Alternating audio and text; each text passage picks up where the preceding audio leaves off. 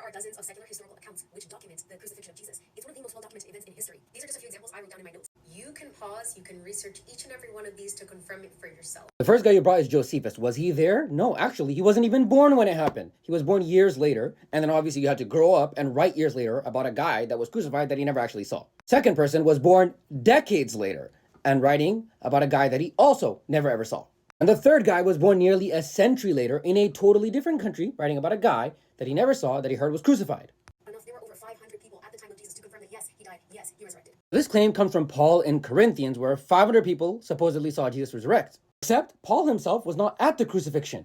That's one person wasn't even there claiming 500 people saw XYZ. I can write right now, 500 people saw after 9/11, there was a big man who floated out of the tower and flew. That's just me claiming that. That doesn't mean 500 people saw that, and that doesn't mean that I saw that because I was not even there. You know what? My grandma in Nigeria saw a spirit elder rise and 500 people were all there with my grandma. Believe me, because I wrote it down. God, this is a joke.